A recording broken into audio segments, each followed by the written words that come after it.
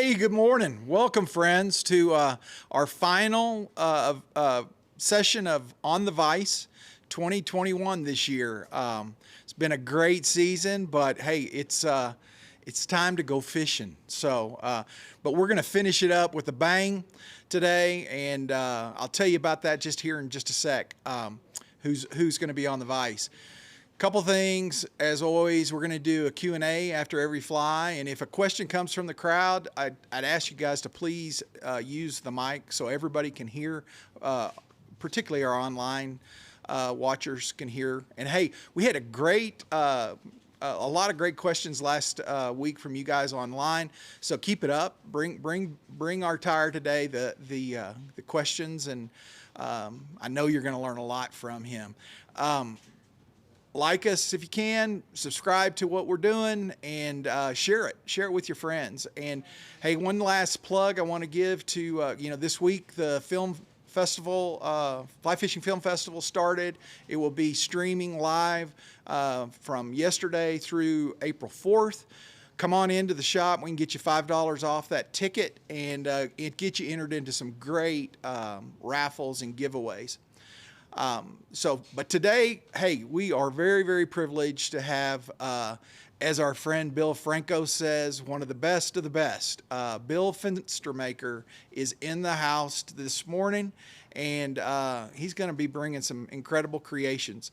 Bill is an artist, and as I'm learning this business and fly tying, to me, I think that is one of the most integral qualities of an excellent fly tyer is an artist, and Bill truly is. He is an artist. Has his own studio in Eckerd, Colorado, where he ties commercially, but also does commissions of the incredible species of fish that come out of our waters. So, Bill has been all over the country, but would call Eckerd Delta, Colorado home, and we're very, very fortunate to have him. He's been involved in this industry probably 30 plus years, plant manager at Whiting Farms, was a professional guided for several years, has been to numerous shows, fly tying, showing his creations, and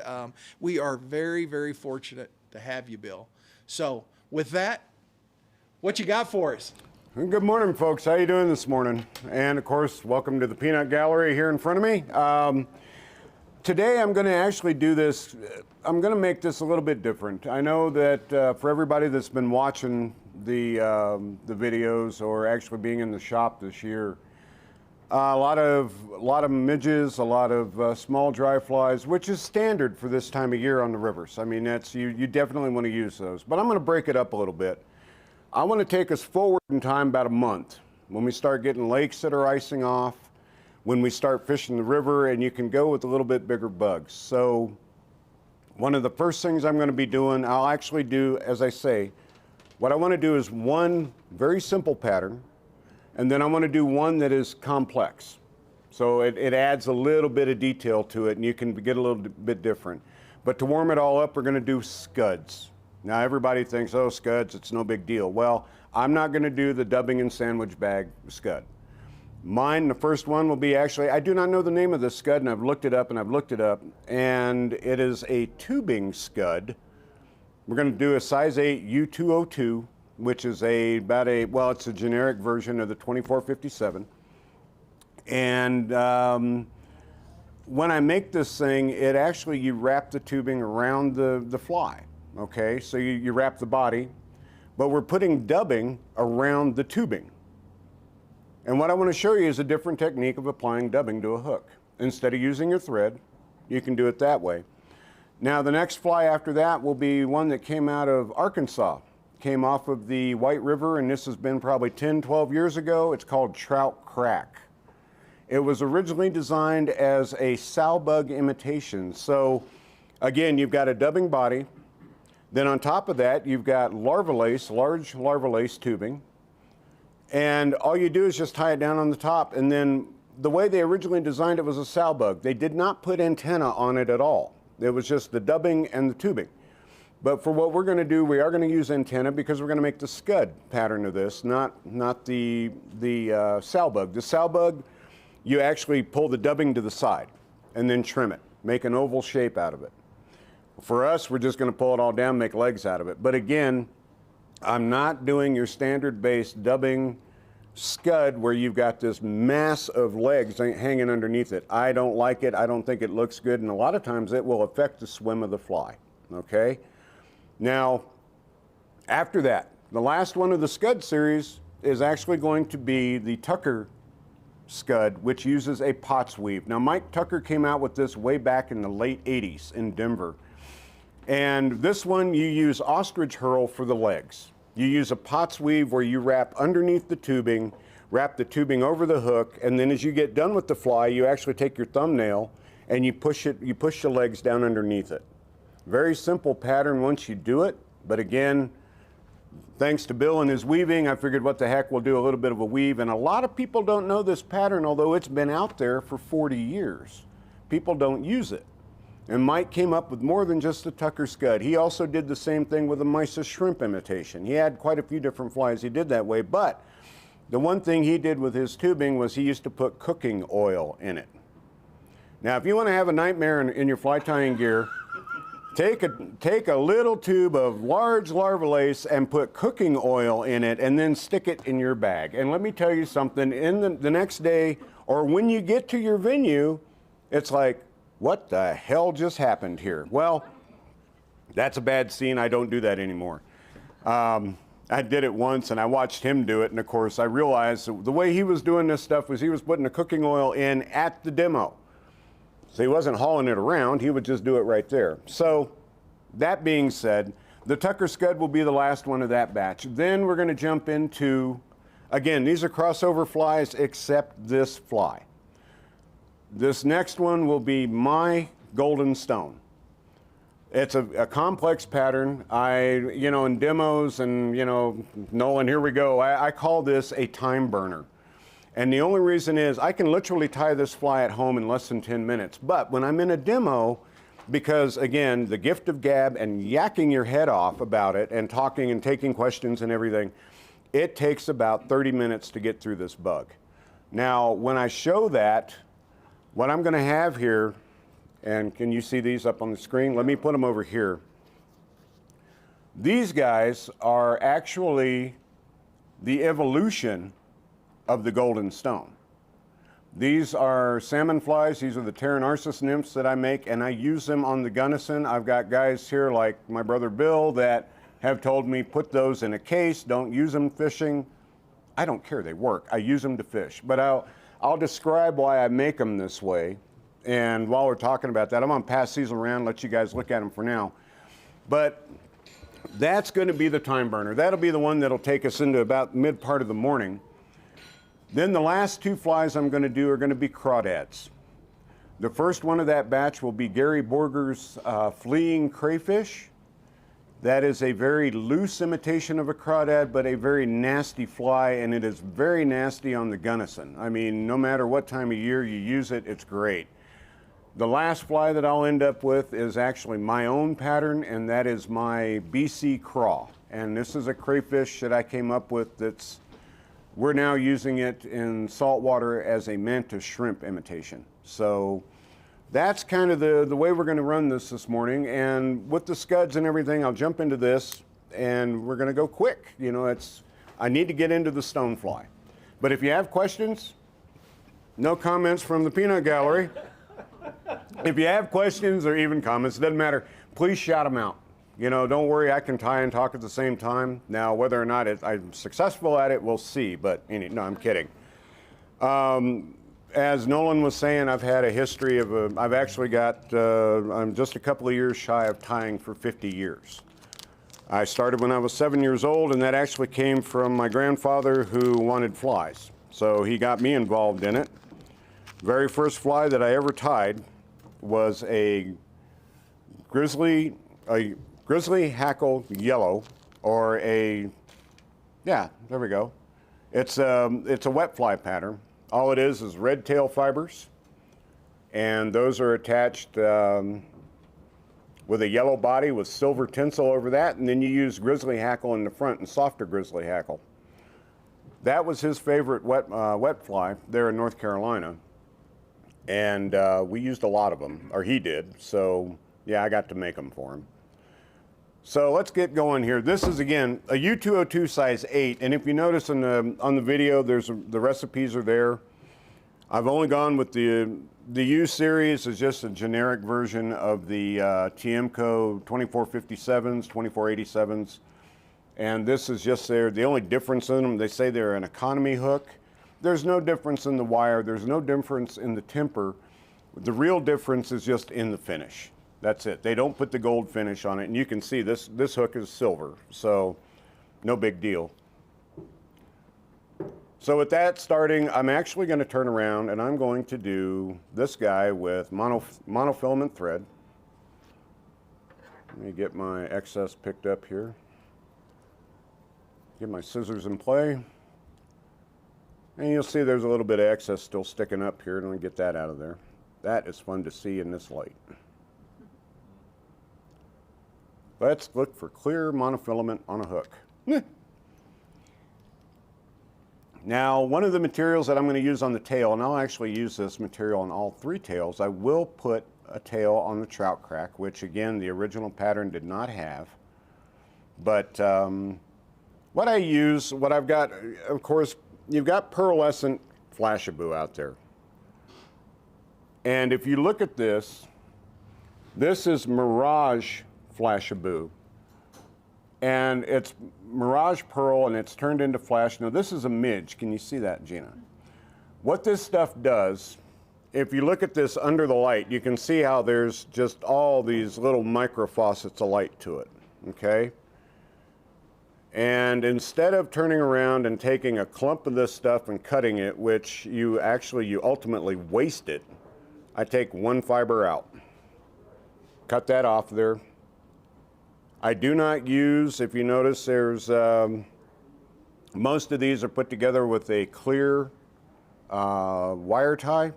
I cut those off, and I actually use thread to bind these together. That way, number one, if you're gonna pull a strip out, which I have some guys do when we're doing our demos or tying together, you can just pop it off.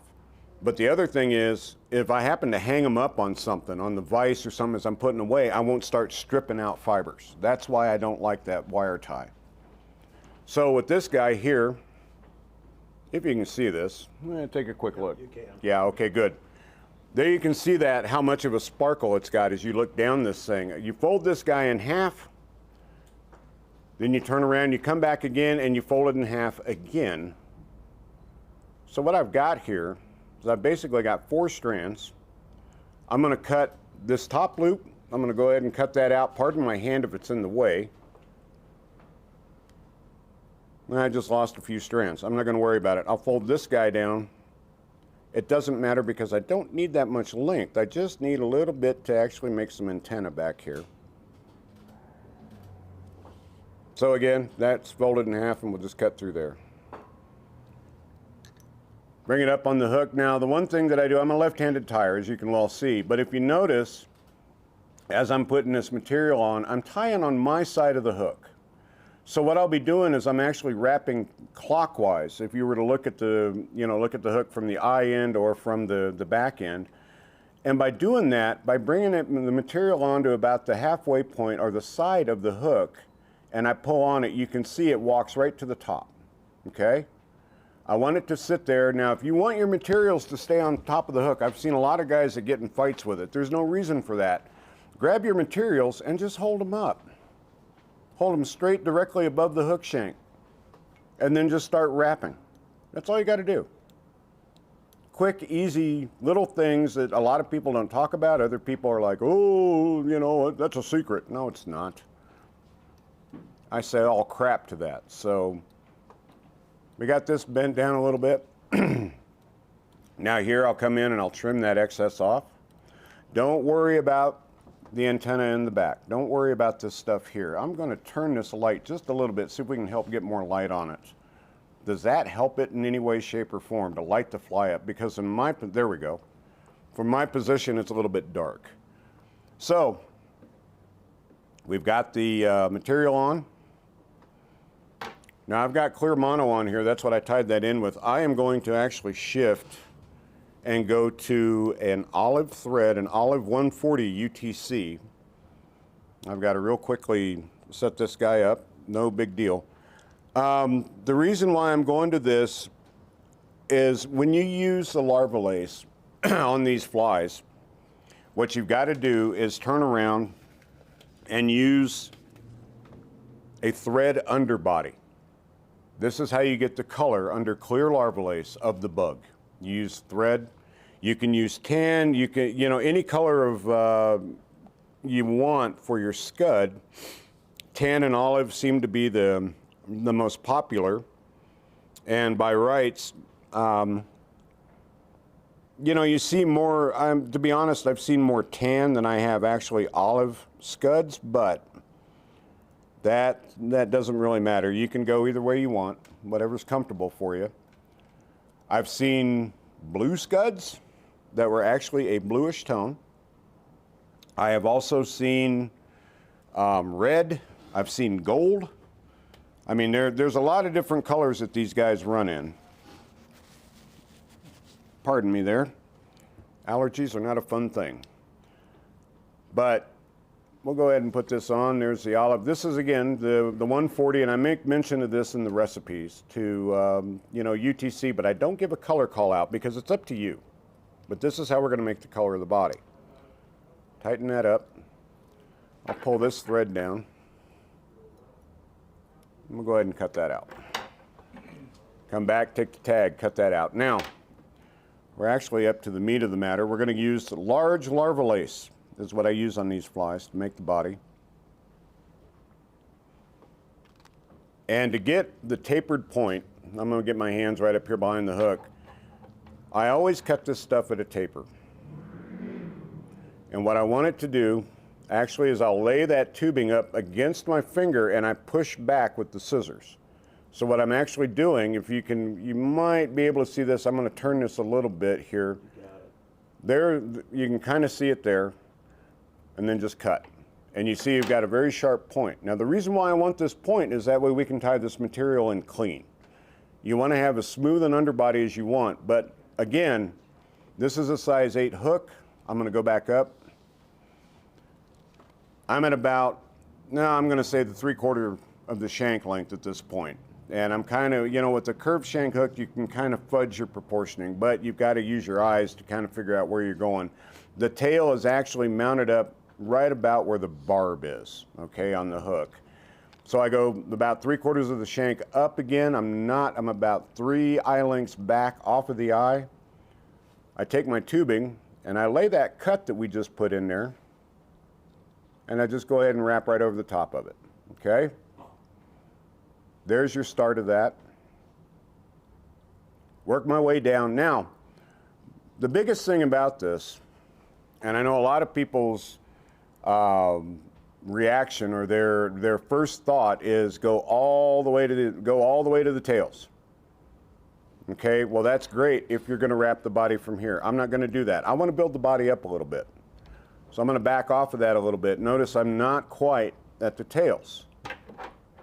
All this wrap is an underbody. Okay, we're going to make the hump. I cut that at an angle, tie that down. Now you notice I've still got room between the tails and the back end of that material. Go all the way back up where we were before. Again, do the same thing with the tubing. Cut it at an angle so we can set that foundation. Hey, Bill. Yes? We've got a question from one of the missing peanut galleries. Oh, no. Go ahead. Your friend and mine, Trent. Yes. Wants to know what diameter mono are you using? Fine? This is actually the UTC fine. UTC fine. Fine diameter mono. All right. And that's what I'll use on all these flies. Now, as we go through here, you notice that what I've done is I'm now building that underbody. So now I'm getting the shape. I'm getting that hump on there. One thing about a lot of the Euro scud patterns, as they tie those, you'll see them build lead up on the back. Well, that's a great idea. The only thing is that it automatically flips the fly. It automatically flips it. No matter what, it will roll the fly. And, you know, guys don't think about that. You've got to look at the design of the hook and what it's going to do, and think about where it's going to go in the water. So you've got to have that in your mind as you get these together. Now again, we hold the material straight up, we wrap all the way down. Now we're going over that first piece of material, and I'm stopping right above the legs, okay?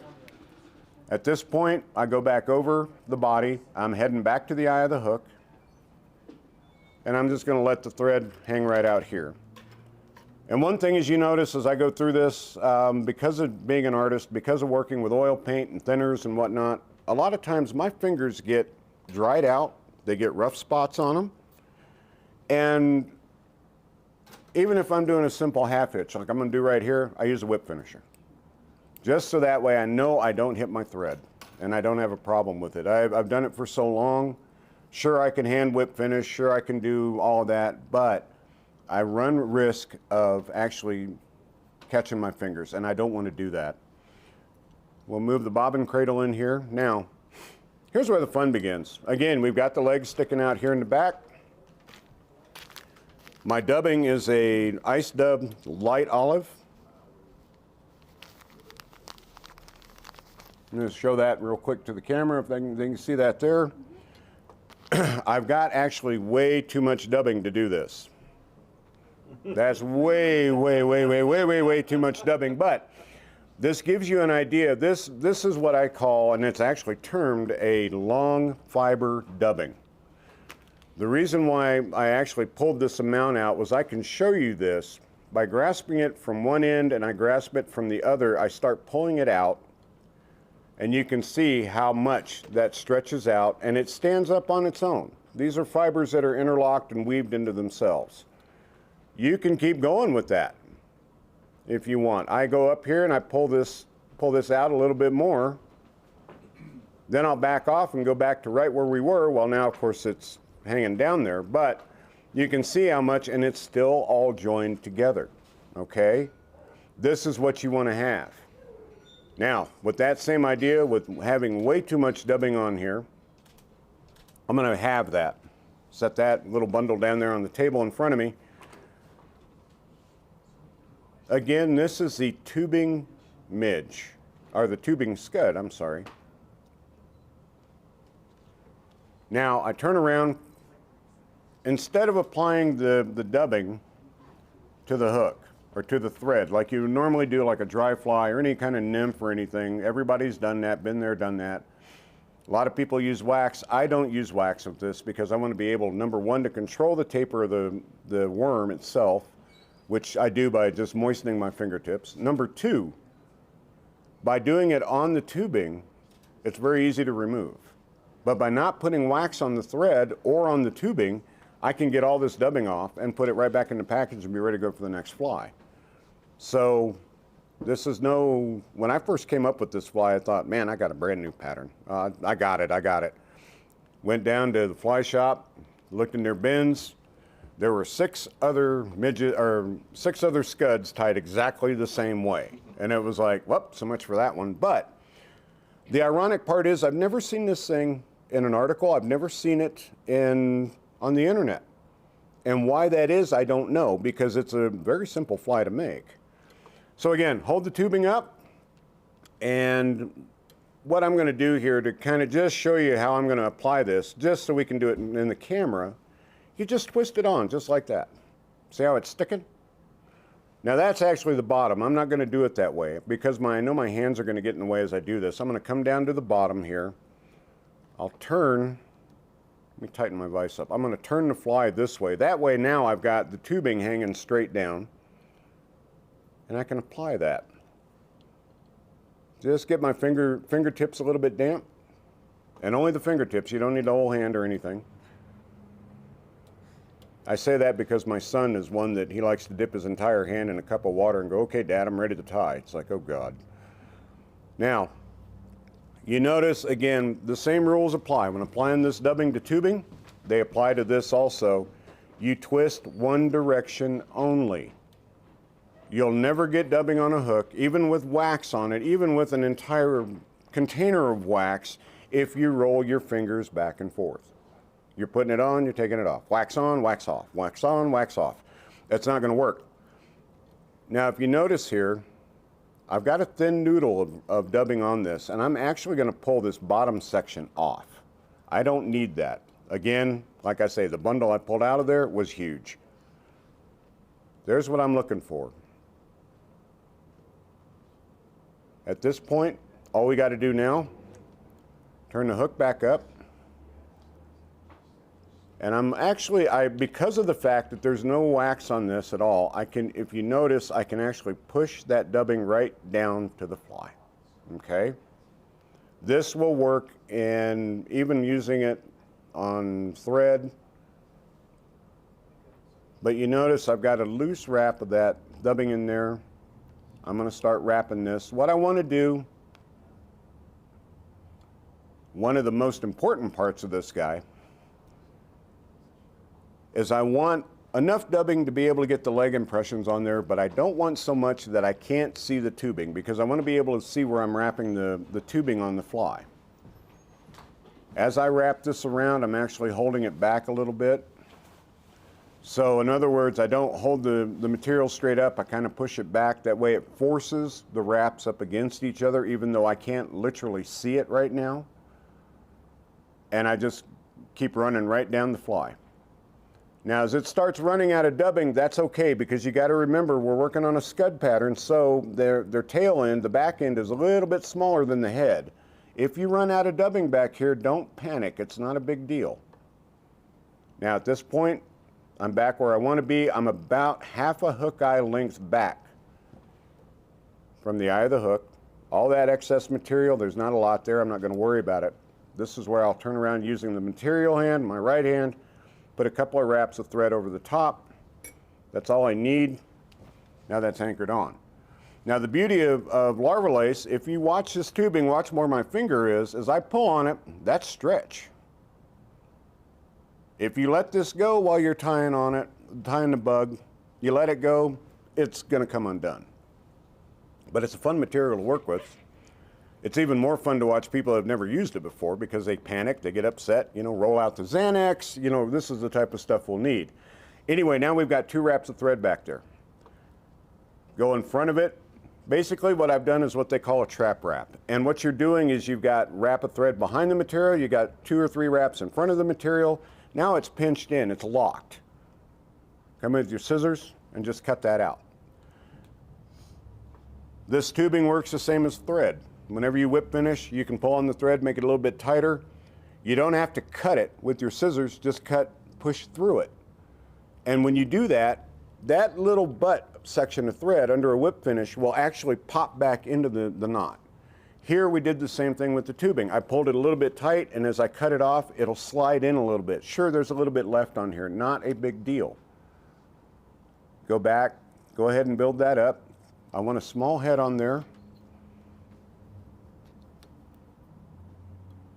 Trent said, don't stretch the dub tubing. You can stretch it. You can stretch it. You have to be aware if you pull on it and stretch it, which is good because you're going to make a more durable fly. When you stretch it, you want to make sure where your dubbing is. Okay. If you do stretch it, the dubbing will follow the tube, and then just slide the dubbing up. Okay. And you know, slide it right back up to the hook. So that's when you first start with it. But yeah, you can definitely stretch it. It's better to do it, I think, because if you've got any loose wraps in there, number one, we're in a position now where we really can't, or you shouldn't apply glue over this thing, because you're going to trap all your fibers in there. So now we've got the whip finish, threads off. Now I come in, just a dubbing picker, and I'm going to show you guys a secret about these things. This is something I've seen in a lot of demos and with a lot of friends of mine that are, quote, old hands at fly tying. And if you notice, the only one in the peanut gallery, AKA my brother, turned around and started laughing. Well, anyway, there's a way of cleaning these things off that I'll show you guys here in just a minute, and it's so simple and so stupid to do. It's not even, it is stupid, but it's like you never thought about it until you see it. So here we go. We've got all the dubbing on there. You got some long fibers in the front. Don't worry about that stuff. But as you turn the fly, you can see it encompasses all that tubing. Here's the fun part. take your dubbing picker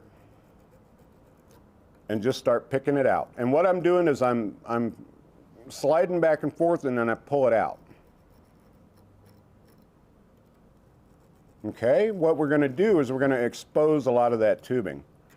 Now, instead of getting excited about all that stuff sticking all over the place, all I do is I pull it down, and a lot of times I just break it out. I won't cut it because I don't like that straight edge. I'd rather have it a little bit rough. Pick that out. At this point, if you want, you can come in with a pair of scissors, trim some of that down. You don't have to. I used to do it. They actually tend to be, they look better if you've got that rough edge to them. Nice. Very nice. So there it is right there. That's, again, I don't know the name of it. Let me get a little bit more of these fibers out of here. But you see, the legs are not, there's not this huge bundle of legs on there. You've got just enough to indicate it when, if you look at a real scud, there you go. That's what they look like. And that's a tube scud. So that's the first, whoops, we got one last thing to do here. I'm gonna come back here and I'm gonna trim these antennae at about, I'll give it about 1/4 to 1/3 of the shank. That's it. Very nice, Bill. And now we have one on the World Wide Web that we can all watch. There we go. Hey, we're going to take a real quick break on this camera. We got to make an adjustment, but we've got Jeff Dean, the president of our local Trout Unlimited club, Gunnison Gorge Anglers. He has a quick word he'd like to speak with you guys. Shameless plugs, gotta love them. Oh, good morning. As Nolan mentioned, I'm the president of our local Trout Unlimited Fly Fishers International chapter, Gunnison Gorge Anglers. And we have a full calendar of activities coming up here in the area. If you go to our Facebook page, there's a schedule of events there. And another link you can use to find out about some of the conservation projects we've been involved with is www.troutapalooza.com. And that will take you to the Troutapalooza website, which is our fundraising website to support the various conservation projects we're involved with. In particular, the restoration of the San Miguel River up around Telluride. So have a look at it, see what we've got going on. We'd love to see you out at some of our events. So thank you very much. Great, thanks, Jeff. Hey, we've got a few seconds. Have any questions for anybody? Those in the audience, grab the mic first. Anybody in the audience have a question? I do. Oh, no. Bill doesn't need a mic. He doesn't need to ask any questions, but that's okay. I don't need a mic, but would you ever color that with a Sharpie Yes. at all? Yes, a lot of time now, in some of the demos that I've been on where I wanted a certain color of underbody, I didn't have it because I was using white thread. As you and I have talked about, we well know you can use white thread and then put some marker on it and get a black-headed fly. You can get whatever you want.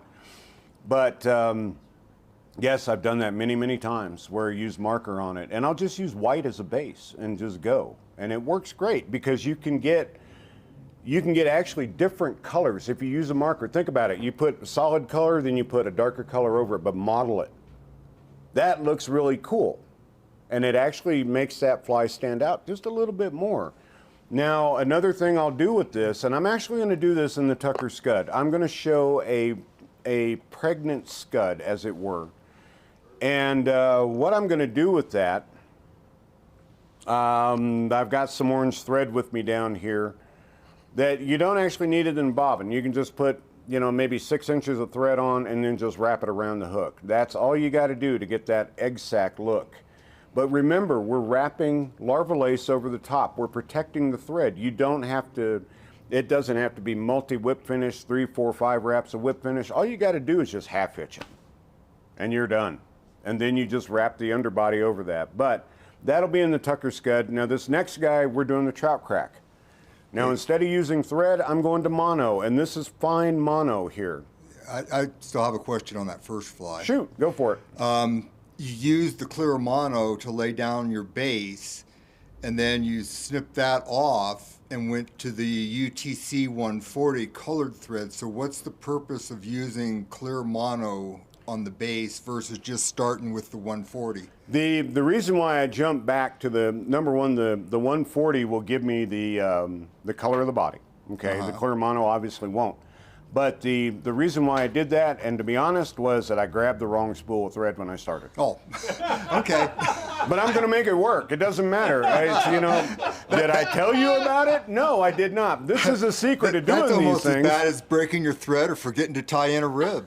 Yeah, but my whole thing was, if you noticed, you didn't hear me say anything.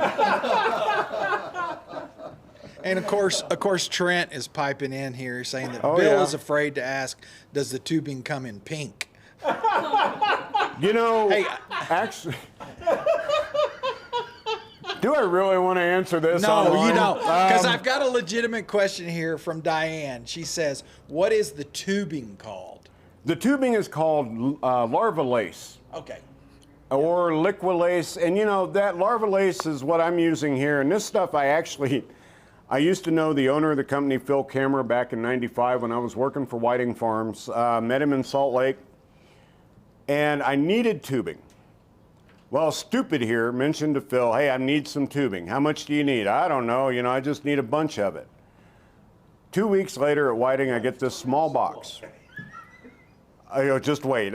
2 weeks later, I get a small box. Now, the ironic part about this box of larva lace is the fact that it was cut to the 3-foot lengths that they package it and sell it in.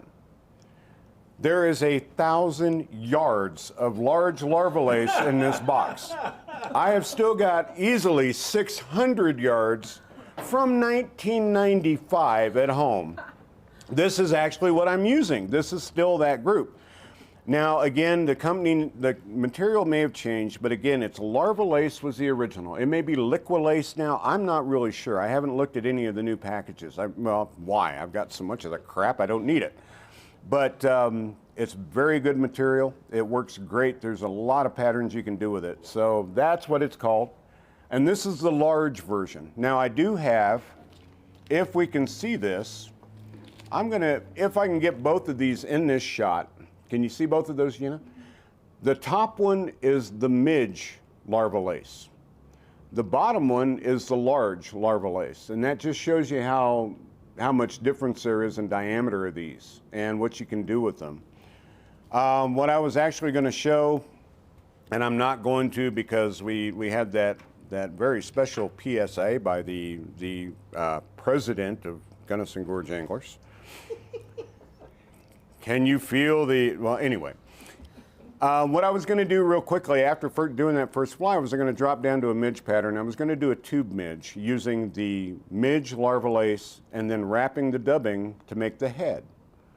All I was going to do was just run monofilament down the hook shank, run it back up, wrap the tubing, get about 2 wraps away from the head, then go ahead and put the dubbing on, wrap it down, and then tie it off. The reason why I started doing that was, even on a midge, why are you sitting there tying on thread, taking thread off, putting material on? Do it in one if you can pull it off.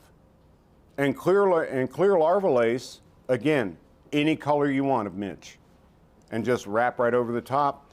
You need the black head at the front, which is standard for most of these. Just put a little bit of dubbing on the hook shank, wrap it up, you're good. 2 wraps and you've got that black head. So in answer to Trent, pink works? They do make pink, Trent. They actually do make a pink color in it.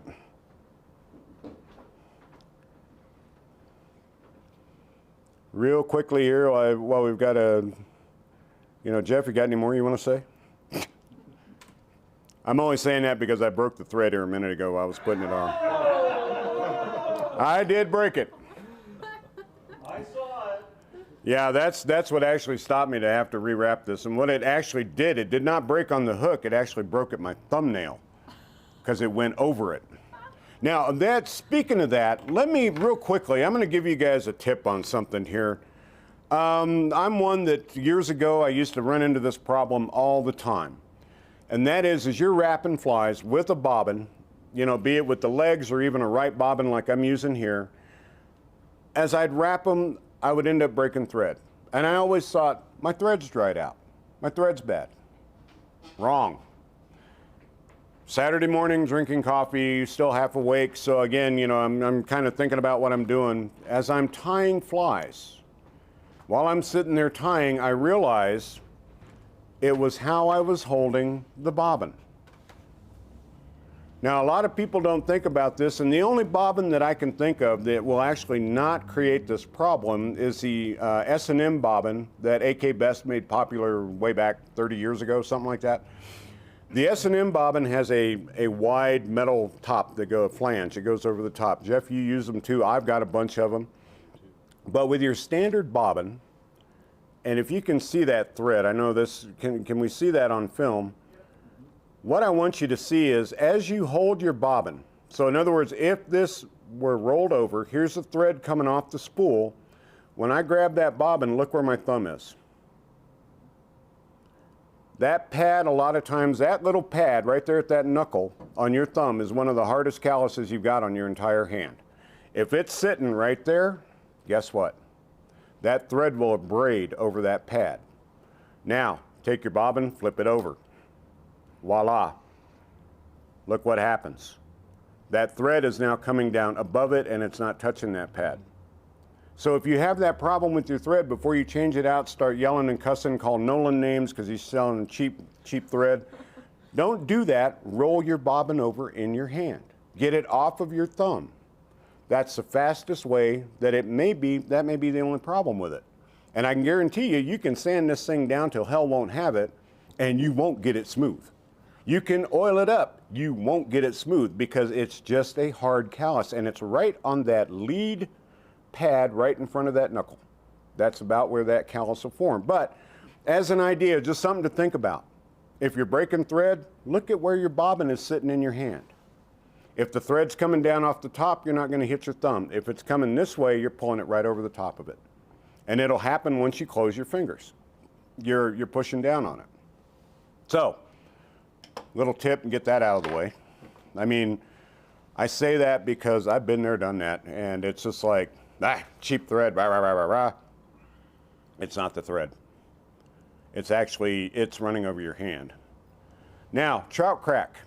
Jump back into this. I'm going to go ahead and put a thread underbody here in mono. It's not attaching to my finger. I can feel it actually working where it should be, not going over my thumbnail, which is what broke it in the first place. Yes, Jeff, you're somewhat vindicated. I wouldn't get excited, though. No. I'm going to put just a little bit of super glue on here. The main super glue that I use is just regular, good old crazy glue. In the red cap, this type of super glue. Be aware, you can buy this at Walmart, you can buy it at any hardware store, but be very aware that there is also a kids crazy glue version out there, and it's water-based. Do not buy that. Trust me, I was madder than a wet hornet the night that I discovered I had kids crazy glue. It has a red cap on it. It looks exactly the same as this, but it states on the label, it's kids crazy glue. Well, read the label. Don't sit there and go, oh, that's what I'm looking for. No, that's not what you're looking for. So once again, we'll go back in, we'll put some antenna on this guy. We'll use, again, the Mirage Flashaboo.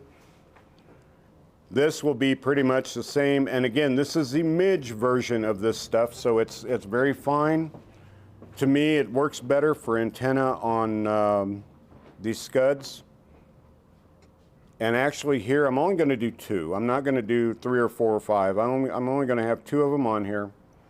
Again, start on the side, let the material get pulled up by the thread, and of course that one didn't do it. There we go. That rolled over. You know, this is what I was expecting. You think everything's going to go good, and then in just the flash of one comment, 2 comments, everything goes to hell. And then when it goes to hell, I mean, even though, Runs downhill. oh man, even though Bill and I have done innumerable demos and in big venues and everything, the beauty of having the experience of fly tying is, number one, you don't react to a lot of things. Like I said, I broke my thread a while ago, but nobody heard it. They didn't know. Normally, because when I break my thread, you can't hear it break, unlike some people I know. But that being said, the other thing is, if you break your thread, now the most fun I've ever had was tying big Wetlock sculpins in a demo and breaking my thread in the middle of doing that. 100 denier GSP, too much pressure, and I actually snapped the thread and I actually bent the hook. It was a 2/0 salmon fly hook. But amazingly, the deer hair didn't come off. Now everybody's sitting there, their mouths open, they're looking at you, and I said nothing. I just re-spool the bobbin and away we go. The only problem was that what I didn't realize was in the speed of getting all that done and really going after it, I proceeded to stick a 2/0 salmon fly hook into the end of my thumb. Almost made it to the barb. And it was in the moment of doing it, then it was like, oh, that hurts. And I didn't go, ow. I just kind of sat there and thought, what hurts? Well, by the time I thought of what hurts, there's blood going down the bobbin. Well, that's kind of hard to hide, folks. Just stating the facts here. Forget the Sharpie to color the thread. Exactly. Well, I guess in the GGA Dean parlance, that's known as chum on flies. Anyway, now at this point, the fun part about the Trout Crack is what we're doing is we're going to put dubbing on this guy, but I'm going to start the dubbing at the eye of the hook, and I'm going to go backwards. The reason why I'm doing that is because back here, this is where we're going to apply the tubing over the top of the fly. And we literally put it right on top, okay? So, and this was something that when I first started tying this, there were no written instructions. So I had no idea what these guys were doing or how they were putting it together. And then it was like, wait a minute, you got to go forward, go backwards, then go forwards again. So that's what we're going to do. Now again, go back to this big bundle of dubbing that I had there a few minutes ago. Take that, thin it down. Because again, this is a size 8 hook, okay? This is not a gargantuan scud hook, although it is a big hook. But, you know, I've got 6s in here, and I've actually got, at home, I've got some 4s and 2s. Tiemco used to make a 2 in the 2457, and I think I've got like 10 of those left, and I will not use them for tying at all because they can't find them. So here we go. Now you notice here, as I go down this, I'm just holding on to the dubbing. And I'm just pulling it a little bit tight so I can wrap it down. Just go. Don't worry about what's going on there. And I'm just feeding it through my fingers. And you notice I'm already back at the head here where it would be the head of the fly. And I'm back where the antennae are. I'm going to make a couple of loose wraps over this. I'm going to pull this excess material up. This is why I love monofilament with dubbing, because it disappears in the dubbing. You don't see it. Here I'm going to trim this off just to get that, well, yeah, okay, there we go. I want to make sure my antennae aren't in the way. I'm going to trim that out of there. I will turn around, and I'm going to get about an inch-long piece of tubing here. I'm just going to cut that off. I've got a pile of it right in front of me that hopefully it's not in the way. At this point, I just pinch right on top of the hook. I'll do 1, 2, 3 wraps right on top of each other of mono. Here all I'm doing is I'm just making sure that I've got that stuff centered on the back, okay?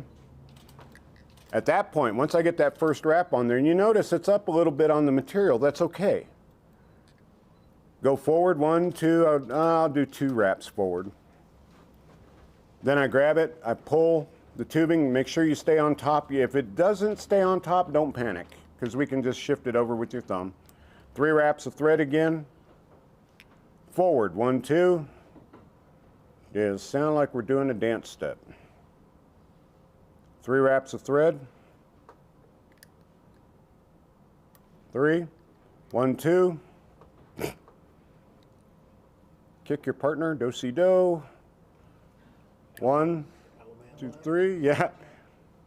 Now, again, if you notice, I'm going to turn this a little bit. You can see, and I adjusted the tubing, but it's pretty much sitting right on top of the fly, okay? Come on up, 2 wraps, and I'm doing an open spiral if you can't see it, and I know mono is hard to see. I'll do another, notice I'm a little bit closer when I put that one down versus what the others were. I'm kind of tightening them up because we're getting down the tail. I'll do one more wrap down here. Go ahead and overwrap that tubing. Get this set up, and I'm actually going to angle cut this tubing. You don't have to do any more than that, okay? Do the back, raise it up, just angle cut it. That's it. Whip finish, pick it out, and voila, this is Trout Crack. And this thing, you know, again, the beauty of this is you can change, whoops, you can turn around, you can change your thread color. I'm actually going to go up here. I was going to go underneath that to stand it up. I'm not going to worry about it. Yeah, it's a little bit wide on the whip finish, but it'll work. Now, to make sure that this guy is actually going to stay together the way I want it to, I have become a big advocate of UV or UV Solarez bone. This material is water thin, okay? It's got a little brush applicator in it. Basically, it dries in about 5, they say 10 seconds, I say 5 to 6. What I will do with this now, before I start picking this all out, number 1, I'm protecting the monofilament. Number 2, I'm just adding a little bit of shine to that bug. I'll go literally right over the top of the tubing, and you notice just on camera how much that lit that up. Part of that may be because it's 1995 circa larva lace, a little bit old, a little bit dusty. It's kind of like me, old and dusty. But anyway, hush, peanut gallery's getting going again. Now I'll come in here, and all I do is I just go ahead and I just set the top because I don't have it, I don't want it down in my dubbing yet. Go across that, there we go. Come back in. Now remember, the original Trout Crack, they went side to side to spread it out. We're not going to do that. We're doing a scud pattern. So I'll do exactly what we did with the tubing midge, but we just pull it down, come back on the back side, pull that down. Take a look at what you've got. Go ahead and straighten that out. Again, I don't want a huge mass of legs underneath here. I just want the indication of legs. Any material sticking up, whoops, there we go. Any material sticking up is okay. It's not going to hurt it. But again, you can see there's that tubing on the top. That's Trout Crack. That's it. Quick, basic, easy. And we'll hand this one around, and there we go. But again, you know, kind of look at it from a couple of different directions here. If it shows up that way, you guys can tell me if you're seeing it. But that's it. Any questions, guys? Yeah, shoot. Again, remember, it's monofilament. And what we're doing is I'm doing 3 wraps over the material, over the larva lace on the back, and then I do 2 spiral wraps to just make the spacing on the ribbing of the material. That's it. That would work good for a mice's shrimp. Oh my God. Yeah, I haven't done a white one yet, but yeah, yes, it would. But again, you see how fast and easy it was to make that fly. There's not a lot that goes into that, which is the beauty of it. How do you usually fish your scuds? I normally will actually put a small split shot in front of them. And I won't, it's because of just growing up and how I learned how to fly fish. We didn't use indicators when I was a kid. They didn't have indicators. If you wanted an indicator, you went down to your local Target or Kmart because they didn't have a Walmart, and you bought bobbers. Little tiny bobbers. Well, the little tiny bobbers are about the size of a ping pong ball. Imagine throwing that, not really knowing how to cast anyway, and then having this thing flying over your head. Well, I learned not to do that real fast, but I actually, Dave Whitlock came out with a method of using floating fly line and putting the core in and making an indicator that went on the fly line. That's where I started using indicators, and it was right on the very end of the leader, and it worked great. But, you know, again, just straight leader and go from there. So, You ever weight that fly? Beg your pardon? Do you ever weight that fly? You can, but I normally don't because it affects the swim of the fly. Remember, as you weight it on a curved shank hook, 9 times out of 10, every time you weight that fly, it's going to roll.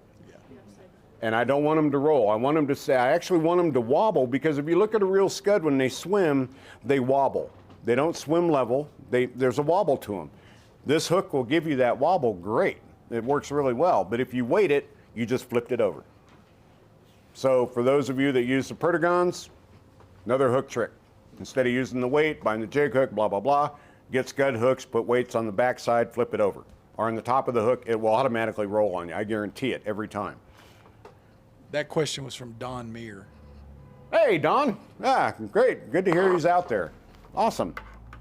Well, yes, Don, you can weight them if you want. If you're going to do that, you can do it a couple of ways. One way to do it is actually fold the lead, like I'm going to do on the stonefly here in a few minutes. Do a folded lead and tie it on the bottom of the hook. Or the other way to do it is, you know, you can use I've done lead weights before, and actually using them on big stoneflies, where I'll do a solid wall of lead, and then I'll actually add a little bit of lead as a keel on the bottom. So that way I can control that. It will still wobble, but again, for the most part, that's why I don't weight my flies, or not the scuds anyway, because they want to roll. And it's really hard to stop that. So instead of fighting it, just run with it and put a small split shot if you need to in front. And a lot of times there's enough weight, because again, the tubing does not have any air in it. There's no oil, there's no air in it. Oil, again, oil and water don't mix. Oil floats on top of water. Same thing happens with the scud. It makes it a neutral buoyancy fly. Whereas with mine, they're compressed. The tubing is compressed. There's no air in it. So that'll actually let it fall. It will sink slowly. And the slower it sinks, a lot of times the better. I've run in, that's been the best way to work them. But if you're fishing them in a river, put some weight. You may have to use some weight. You can use a weighted leader if you want. Go in with, you know, there's different companies that make those nowadays. You can use those too. But for me personally, I just go with straight weight. So it's up to you. Thanks, Don, for the question. That was a good one. And that's really something that it kind of gives you the idea of hook design. And as you're making these flies, where hook design comes into making them. You know, and that's something that some people pay attention to. I've heard other tires and demos say it's no big deal. It is a very big deal. And it does affect the swim of the flies. And we have always there's one pattern that Brother Bill will make, but unfortunately some of the guys have never used it or watched it underwater. The hook design itself will actually make that fly wobble. It swims. And I will also use that same hook in a smaller size, a 6 or an 8, to make scuds that will make a killer swimming scud pattern. I've fished them back at me, and I've watched those things wobble just as fast as they can. And it's just like, wow, that's amazing. But anyway, let's keep going. Now we're going to jump up. What I'm looking for here right quick is I want to get a size 6. We're going to the Tucker scud. Notice I almost said Tucker mysis. Good Lord.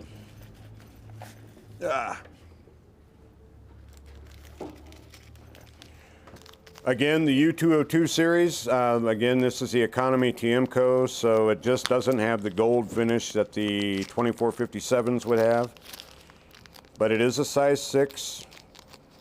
Now, one of the things that I specify, and I'll hold this up to the camera here, Gina, but what I specify in the materials listing, and you can look at those online, obviously, but there's a hook. That bring it in good? Okay. The larger patterns of the mice are, I keep wanting to say mysis because Mike was very well known for doing the mysis, but his Tucker scud in the larger, the 8s and the 6s, I use 3 ostrich herls. In the smaller patterns, as you get down from there, and I specify you can go all the way down to a 22, and I have tied them on a 22 because a lot of times they needed them on the green. And it was just like, these things are stupid. They're just a little bunch of green fuzz. Well, anyway, when I tie them bigger, I always go with the 3 and then I'll drop down. I don't like using single herls because there's a safety factor involved. Number one, if you break the herl, then guess what? You got to redo. You've always got double herls, but then it also kind of bushes out, gives you a little bit more leg profile. Now again, we got a size 6 in here. This one is actually a bent shank. If you saw me do it, I just real quickly pushed it over. So what I'm doing is I'm just straightening that out. Doesn't matter, but it's a little bit easier as we go with this guy. I'll jump in with the UTC 140, Jeff. I'm actually going to set my thread base here. Now my vise is bouncing. That tells me it's a little bit loose there. There we go, got it. Again, the midge fibers. Midge flash, I should say, for the antenna. Same thing we've been doing. I mean, this is used, it'll actually be used in one more fly later on in the Borger fleeing crayfish. But grab a single strand, that's all you need.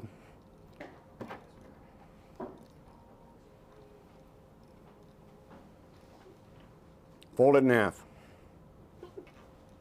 You can turn around from here, you can fold this one down again if you want. Now, so I'll fold it in half here. I don't know, I've got my hand down so you can't see it, but here we go, we'll cut that loop. Fold it in half again. This way I don't lose anything like I did on the first go around when I did that. So I've got it folded in half again. You can kind of see that. Pinch it. Cut the double loops. Now, yes, there's a lot of material sitting there. I mean, you got four strands, but I'm going to do something that'll mess you up even more here. So loose wrap over the top, pull it up to the top. You see it rolled, the material rolled right to the top of the hook. Straighten that out. Straighten out. Quit giving me grief, thank you. Yes, I always talk to my materials. I'm a lonely man, leave me alone. Don't go there. You've heard me say a lot of things. Not going there. I know, thank you. So anyway, we'll bring the antenna down. We got that first bundle of 4 down here. Now these up here, of course, I had one that folded over and it was like, forget it, I'm not gonna mess with it. I'm gonna fold these down. I'm gonna lock them in. I'm just gonna add those to the bottom bundle. So we've got a bunch of antennae down here. In the final fly, what I'm gonna do is I'm actually gonna cut a lot of these to they're only about 1/8 of an inch long, but I'll leave 2 of them out to imitate the antenna. I'm not gonna worry about that right now. Now, if you remember, in the very first one, I turned around and I actually did a buildup of the body. I'm going to do the same thing. We're going right back through that whole process again. Again, hold the tubing up, turn around, get it in the scissors sideways like that, cut it. So I've got a sharp angle on that material so I can tie that on. All I'm doing is building an underbody for this guy. And in a minute, I'll pull out the ostrich, get your antenna down in there. There we go. Remember, hold the material up on the top and you can tie right down the top of the hook. And again, you notice I'm not going all the way to the tail. Then I just trim that off. Tie that down because that's an angle cut on that tube and I go all the way back. Now I'm about 2 eye lengths back from the eye of the hook. I'm going to cut another sharp angle in this tubing. Lay that again. Now you should be able to see that pretty clean of how tight that I've got that pushed against my finger. It holds the tubing up and then I can cut that straight off. And that shows you get a nice tight angle on that. Come back in here, I've got a light pinch with my thumb forefinger and tie a couple of wraps.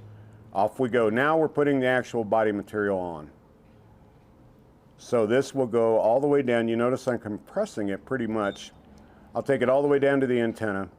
Just a little bit above it, that's fine. Now, instead of getting excited right now and turning around and going, all right, we're going to do this, this, this, and this, jump in, grab your ostrich herl. You want to tie that in first.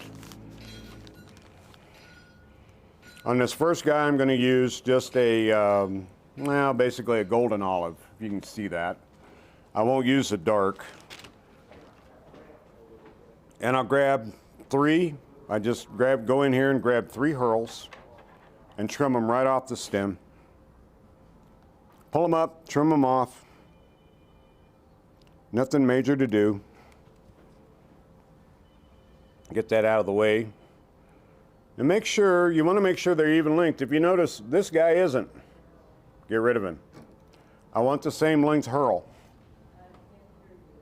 So I'll go to the other side, and I can see down in that end of the feather there. Trim that one out. I got a couple, one of them short, I'm not going to worry about it right now. Grab these 2. What I'm doing is I'm lining up, if you notice, the butts of the herl. I'm not lining up the tips. Number 1, I don't care about where the tips are. I worry about where the butts of the herl are. So just like so. There's the bundle that we've got. I turn around with my thumbnail. I'll grab all 3 of these, and then I just strip down a little bit of a bare spot on the stem. I roll it over, strip it down on the other side. Now, if you don't get it perfectly stripped, don't worry about it. It's not a big thing to panic about. Now here, I've got those stripped down. What I'm going to do is I actually go in at a 45-degree angle underneath the hook. And what I'm going to do is bring this up and tighten it down. If you notice that material, it rolled back. By doing that 45-degree and then tightening up my material, because again, I'm wrapping clockwise, and it'll be opposite for right-handers, but you can do the same thing. Put underneath 45-degree and pull it tight, and it will line up right under the hook. And you saw where it went right into place. Go up this. Now we've got body material. We've got the legs tied in. I want to cover that pretty good. Then I'm going to throw just a quick half hitch, double half hitch right here at the eye of the hook. Just like so.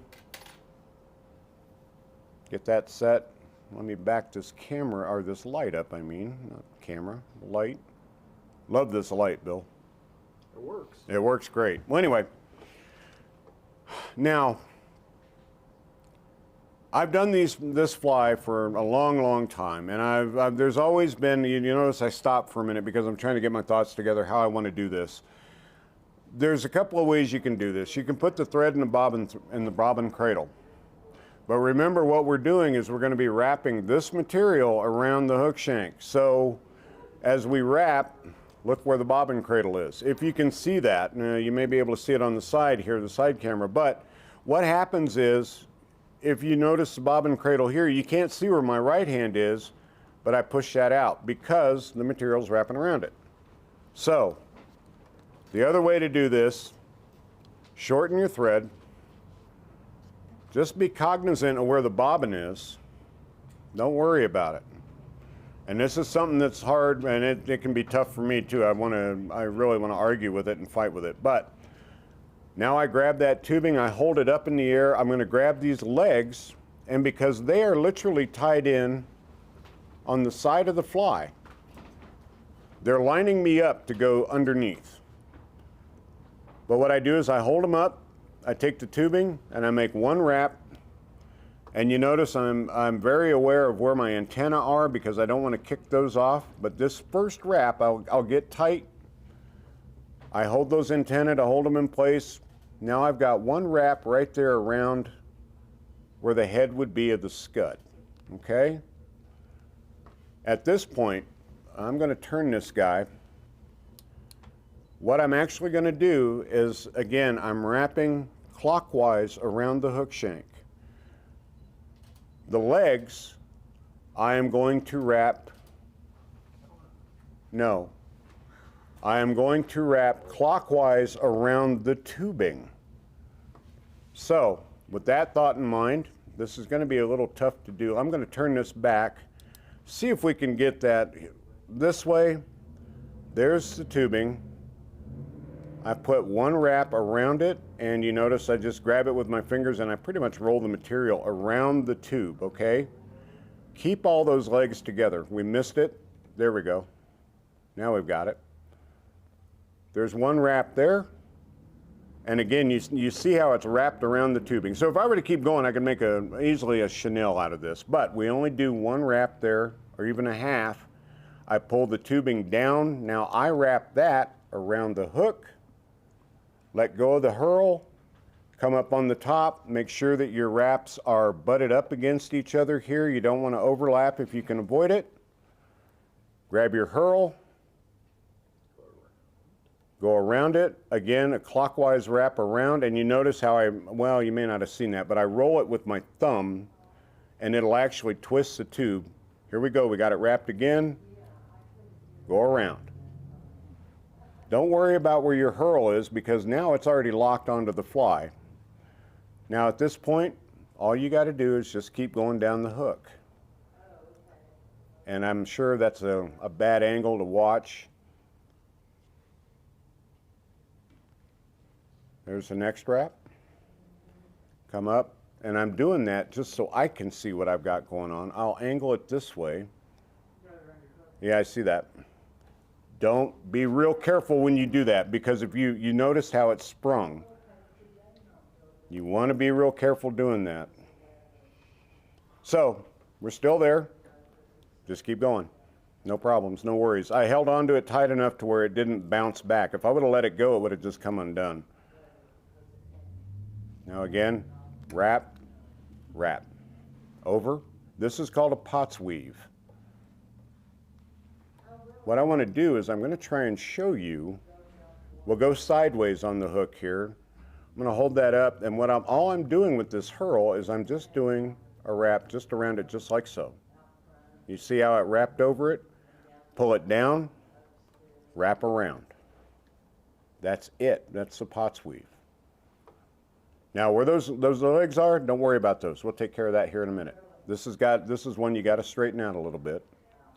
Again, keep going. Once you get going with it, it's real simple to do. Bless you. But at the beginning of it, oh boy, it can make a mess. Again, just keep going up the fly. Now you notice, well, I can see it on my side because most of the feather is on my side. You can, again, I don't worry about that. Now, where I'm at in relation to the eyes, I'm about a eye length, back. At this point, I take those legs and I don't break them off. There's one. Always. I'm good at breaking things. Yeah, no, you just stay over there. It takes a hook point to do it. Yeah, there we go. So I got those snapped out of there. Now what I'm going to do next is I'm going to use my thumb on my right hand, and I'm actually going to kind of comb that material back. And then I'm going to do one more wrap, and you notice I'm still back from the hook eye, which is where I want to be. Remember the trap wrap that we did on the first scud? We're going to do the same thing here. 2 wraps behind, material's tied off. I'm not worried about it now. Pull it back up, a couple of wraps in front, and I'll actually start pushing back on it. I'll put a couple of more tight wraps behind it just to have it on there. Then I, again, take the material, pull it up tight, trim it off. At this point, I'm going to turn the vise a little bit so I can see where that butt end went, and it's right on the side of the hook, and I just make sure that I get 2 or 3 wraps to bind that down. I want to hold it in place. Here, we got it on. Turn around. Whoops. Careful. I've got a low angle on the hook eye. That's why that came undone, and that it just happens. There's probably about a 10-turn whip finish right there. Actually, it's about 6, but I'm going to do 2 of them here because that did slip off of there. There we go. Got it? Now, turn around. And here I will actually use just a very, very minute touch of this super glue on the eye. I don't want a lot. I just want enough to make it shiny, and that's enough to soak into that material. I don't want too much on here because it can float. As thin as this super glue is, it will suck into the materials, a capillary action. Now, if you notice, this thing looks ugly, doesn't it? All the legs are on one side of it. That's not where we want all the legs. That's all right. What you do is you turn around, and I'll actually go to this side. I use my left hand, my thumbnail, and I get a hold of that, and I will turn around and push them. What I'm doing is I'm actually literally pushing them down onto, I'm actually rolling the material a little bit. But you can adjust it this way, then go from the underside, do the same thing. I'm trying to get them all centered underneath there. Let's go back to the side again at the head. That's a little bit off. What I'm trying to do, what I don't want to do actually, I should say, is I don't want to trim the ostrich herl off. You went through all that to put it on there. Don't trim it off because, well, it's on the wrong side. No, use your thumb and roll it. Now, come back in here, come back to the antenna and tails. What I'll do is I'll hold up a couple of these antennae here just to separate them out from everything else. You get that set. You've got what few, you know, there's a few of them that are still sticking out. I actually let off the pressure there and I cut those down. Anything, there's one more stuck in, there he is. One more that's kind of giving me grief, I'll cut that one down. And then these guys, the only two that are left on here that are kind of long, I'll trim them at about shank length, maybe just a hair less. Pull this stuff down, make sure it's all brushed down where you want it. You can turn around at this point if you want. You can actually literally brush it to get those legs down there. That's the Tucker Misa Scud. Another one, again, once you get the hang of how to do the weave, they're real quick, they're real easy to do. Now, if you want to go one step further, for a little bit added protection, I go again with the bone. Watch what happens on the back of this thing.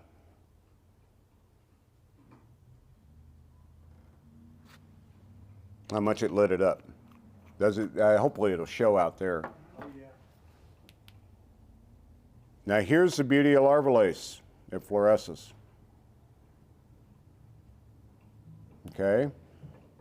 All I'm doing is I'm just hardening that bone material on there. That's it. There it is. Pretty. Very nice. Any questions, fellas? Anything out there? Do you, from Tristan Church, do you throw these patterns at East Portal? No, there's no fish in the East Portal. There's not. And unfortunately, we won't be able to go see this year if you didn't already I heard know about that. Yeah. Actually, yes, I do. And you can actually tie this same bug instead of the olive like I've done here, which would be a great pattern for lakes, or even on the river. You can tie these in an orange. Use orange ostrich herl underneath, and you'll get that orange effect, and it looks like a dying scud, and that's what everybody uses at the East Portal. But there are scuds in the portal. They're above the roller dam. Yeah. Trent and I were talking about it last night. We both run into them, and they're always there, and this is not actually a bad size to match the naturals. But again, that's the Tucker larva lace scud. Hey, Bill, we're at 40. We got about 40 minutes left, so I'll just let you use that time however you want to use it. Where are we at? What time? We're at 11:20. Yeah, this is what happens when we let Jeff get on the microphone. I know. Hey, one thing too I want to do, we did a little last week, was kind of fun. We had a raffle. This week we're going to do that one more time, and we're going to, can you show that? Yes. We're going to give away a Montrose Anglers cap and a $25 gift card to the lucky winner. So whoever's out there on YouTube, put your name if you want to be involved in the drawing. And you guys here, I'll pass around a pad to put your name, and we'll put it in the hat. And you don't have to take that hat. That's just the one we're going to draw. So you can pick from that. So it's on to you, man. Okay. Show us some more cool creations. All right, here we go. I've got, a little over 30 minutes to go here. I'm going to attack the golden stone. And Gina, if you could hand me those up there. This, what I'm going to show you here real fast on the camera. A little higher. A little higher? Hold it vice high. There we go. How's that? That's perfect. I actually have it on the recipe right now, so hold that for. These are the iterations from the golden. A little higher. There we go. Thank you, guys. Perfect. You got 2 size 4s and a size 2 over here on this side. These are my giant, these are the salmon fly nymph that I make. And again, you can see just how far you can go with it creative-wise, you know, just how goofy you can get. But these are actually very easy flies to make. So we're going to do the golden stone. We're not going to do the giant stones. I just brought these down to give you guys an example of what you can do with them and how big you can make them. And I've actually got golden, or the salmon fly nymphs at home. I've got them on size 1s, so they're even bigger than that. So they are that big in the Gunnison. They're up in the gorge, no problem. So with that thought, let's jump into this bad boy. What I've got to jump in and do, since we're running low on time, and again, I blame this all on Jeff Dean. You know, I try to get him, you know, can't take him out in public anywhere. I really can't. So what I'm going to start out on this guy with is I'm going to use the 2 threads. I'm going to use the UTC 140 in an olive. I normally use a light olive because I'll show you the color of dubbing here in a minute. And what I want to do here is this is actually yellow 210 denier thread. I'm going to cheat this a little bit. Where I would normally turn around with the materials, and I would tie this, I would fold the lead over, make a U shape on the lead, and then tie it side to side on the hook. Because we are running out of time, and I want to get through this guy, what I'm going to do is just put lead on, lead wraps. I'll show you another trick with lead that some guys have not, well, I know they haven't used. But it's something that, again, very basic, and when I talk about this, Bill, you're going to laugh, and I know I've laughed too. But watching guys do this is actually rather comical in a show, especially when they're under pressure and it's like, oh, again, I got to get it done. And you watch them, their hands are shaking. It's like, really? Relax, no big deal. You're not building a bomb here, folks. But you can't tell that to a lot of people. And yes, believe it or not, this little ball of crap right here that doesn't look like anything is actually wing case material, but I will unroll it here in a minute. This is the beauty of thin skin when you undo it at night and you take it off the paper. It will curl up and ball up. And just like a woman's pair of pantyhose, we grab onto one end of this, and this bad boy will unroll. Don't say a word. I'm not Thank talking. you so much. Take this, and you can see now just how much material there is there. I'll go right across the top here, and I know we're not going to be able to get it all in there, but there's probably about, I don't know, I think that thing's like 6 inches long, 8 inches, something like that. I don't know. But anyway, about a 1/4 inch wide, maybe a little bit narrower. This is a wing case. This will be the cases themselves. This will also be over the top of the head. So, that thought, we jump in. Now, I'm using a Daiiki 700B. The ironic part about this hook, this 700B, is it's actually a 4X long streamer hook that's got a kink in the middle of it. So it's got a bend in it. And what happened here, I say what happened, Daiiki, they quit making them. So now there are other companies where you can get this hook. Lightning Strike is one of them. There's a few others that make it now, and thankfully they still carry it. This is my favorite hook for these stone flies because it's a hump shank hook.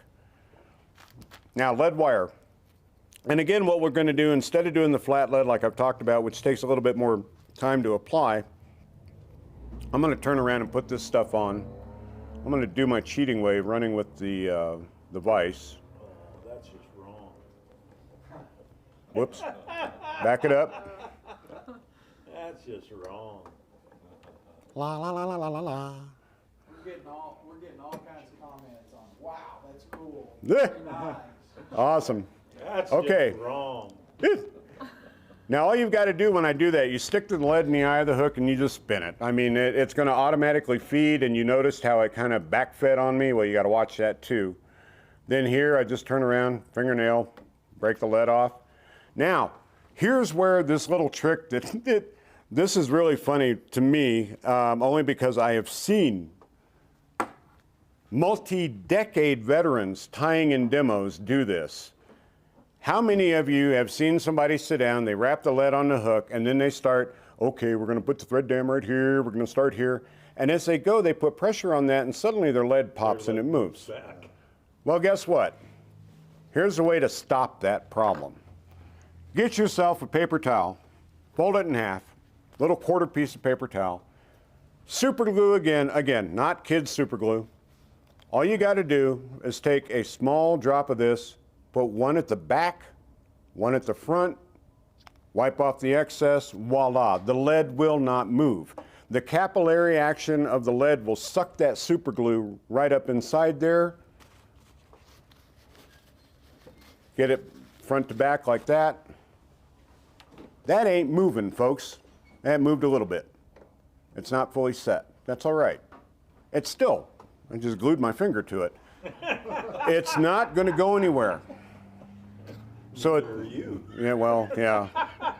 At this point, I'm going to go ahead. Now, here we go with the thread dam. And instead of chasing lead up and down the hook shank, now I can go automatically right over it. I'm done there. Go to the back, put that thread dam on that. Go forward. Then I'm going to start cheating again. I'm not going to screw with this. We don't have the time. What I'm trying to do is get a pretty good sized layer of color. I want the yellow underneath here. Because again, we're going to overwrap this back of the body. And I don't need to wrap color here. I want a thread dam out here, so that way it helps me on the materials. Let's go back up this ways a little bit.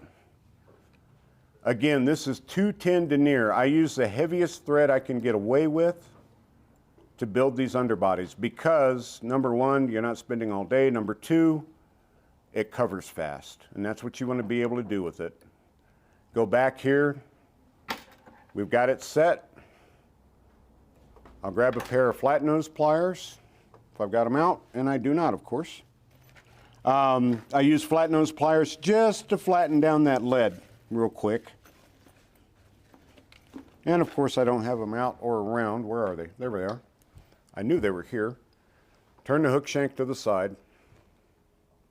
Come in here and just start mashing that down. All I want to do is just get a flat profile for this nymph because again, the golden stone and the terra narcissus, they're more of a wider oval shape than they are round, okay? I got a little bit of a hump back here. I'll flatten it out, just like that. There we go. That's enough. Now again, larva lace, this is what, this fly, the iteration on this bug has, it's probably close to 15 years old, but it's gone through so many different stages, only because the materials I use, I couldn't get them. They quit carrying them. If you remember a few years ago, latex, nymph body, nymph skin was a big thing. Everybody was using nymph skin on everything. Then suddenly it disappeared. Well, they had a latex shortage. They couldn't get it anymore. So it was like, great. Well, that sent me back to the vise and sent me back to my nightmare of a tying bench of what am I going to use to substitute for nymph skin. Well, discovered that all I had to do was use larva lace. Again, when you've got 1,000 yards of the crap, you can do anything you want. I mean, you know, it's good to be the king. Yeah, right. So, you notice I tied the larva lace on the bottom here. I noticed you tied the thread around the hook point. Yeah, but I took it off. Did It's you still notice on it? there. And it didn't break. There's still one Still a on there. strand there. That's all right. Let it sit. That counts as a break. And you know why I say that, Jeff? Because what I do, I pull my thread up. Oh, there's that strand, and well, see ya. I don't care about you. Doesn't matter. Because again, it's all going to go underneath. I can handle them, don't worry. Now here you've got a couple options if you want to do this, and because we're running out of time, I'm not going to do this on this one. You can super glue all of this and anchor that stuff in there. Just make sure it's not going to move. It's not going to move, will be okay. What I do now, I get my thread and I take it all the way up to where the bend starts. Now, with that thought in mind, this is not where I'm going to start the thorax, okay? One thing I've learned over years of tying these things, proportioning on a stonefly, in particular as a nymph, don't go with the 1/3, 2/3 that everybody does. In other words, 1/3 of the body is thorax and head, the 2/3 is the abdomen. It's better to actually, on a stonefly, to go 50-50. Because that way you split it in half and you'll actually err to being a little bit shorter on the thorax, which is good. And that's what you want to do. You don't want to cut it right in half all the way across. So here, again, a quick half hitch. Put that in there. Now again, all we're doing is building the underbody. At this point, I use goose buyout, and because production fly tying and doing that, I've got them taken off the material or off the stem. I shave them off with a razor blade, and then I throw them in a plastic container. That way I can do exactly what I'm doing right now. If I want 2 of them that are pretty close to the same, there it is. I got them. And I just leave that over on the side. And I've got 2 1-gallon freezer bags full of plastic containers full of multicolored goose or different colored goose buyouts. But again, it's actually a trick to go through and make it quicker on production tying. All right, now the real fun of this fly is right here, where we're going to start doing this. Remember, larva lace, you think, oh, cool, I'll just wrap it up, and again, I'm trying to keep my hands out of the way. I'm going to have to fight with this light a little bit. There we go. I want to get it away from my hand. And you notice, yeah, see, I'm wrapping it up. Oh, that looks cool, that looks great. Oops, I let go of the tubing. You notice what it did? It automatically springs back. Well, I did that only to show you what can happen. And it does happen, and don't panic. You're still tied in. All you got to do is just see how it just completely unravels, and it will go. Now, what I'm about to do, you notice there's a couple of wraps here. I'm going to get those off of there. I'm going to put 2 wraps down here at the end of the fly. So 1, and I'm making these pretty tight. 2, okay? At this point, my material hand, my index finger, I lick and get it just a little bit damp. And all I want to do is I want to actually pinch that goose buyout there. I want these buyouts to go up from the body. So this guy I grabbed just the right way. I'm using the tubing to trap the goose buyout on the back. Now, for the course of time, or for the sake of time here, I'm going to use my tweezers, grab a hold of this, and I'm going to pull that buyout and shorten it up. A little bit more. Right about there. Grab the other one. Go to the other side. And again, to get this, to do this effect and get this all on there, you've got to keep that tubing tight. Notice I raise it up, put it right underneath. Almost dead on where I needed it. I'm going to turn around, I'm going to pull that just a hair. It doesn't need to come back much at all. I'd actually, in a production fly, I'd probably leave it the way it is and keep going. But here, never mind. It's fighting with me, so I'm not going to bother. There's your tail set. Okay? Turn around with the tubing. Again, notice I never let go of the tubing. Keep going. Now at this point, what I'm actually doing is if you look at the fly, you see the tubing, I lean it back a little bit. This is what I was talking about on the scuds. You can really see it here. I lean it back because that way it'll actually bump each wrap right against itself. Up we go. We're up at the thorax area now. Just turn around and tie the tubing off. Tie it, cut it off. Couple of wraps. Don't worry about getting all perfect here because this is all going to be buried anyway. Cut that out. Your tubing's now done, but we're not completely done here. You got the tails coming off the back. What actually has to happen next is I've got to color that tubing, and I use an alcoholic marker. These are actually Copic markers. They work great for coloring flies. Of course, you can't find them now. It's alcoholic. Yeah, they're alcohol. Of course, I can't find them. It's an alcohol-based ink is what it is. What that means is you can actually take denatured alcohol and put it on there and actually help loosen the ink up if they kind of dry out. First thing I'll do. Hey, Bill. Yes, sir. One real quick question on the tubing from Diana. Do you stretch the tubing as you go on? Only when I first put it on. Okay. I pull it really tight when I first put it on. Down here at the bottom end, you can see where my fingernail is. I make sure those are tight. Now, as I go up the fly, I kind of loosen it a little bit so that way I get wide segmentation out of the tubing.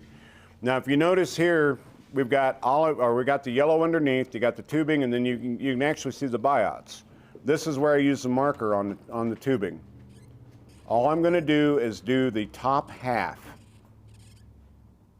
You can come down that, just like so. There's the back now, okay? You can use black if you want. I've got black out here, but I'm not going to mess with it today. I don't really think we need it. I'm just going to cover that real good. Cover up the end. Again, I'm not worried about that too much. If that gets into the thread, does it bleed?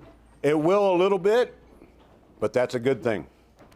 Because again, if you think about it, you look at these bugs when they're alive, they have got, a lot of times they're not just smooth, dark on the back, smooth, light on the bottom. They've got modeling to them.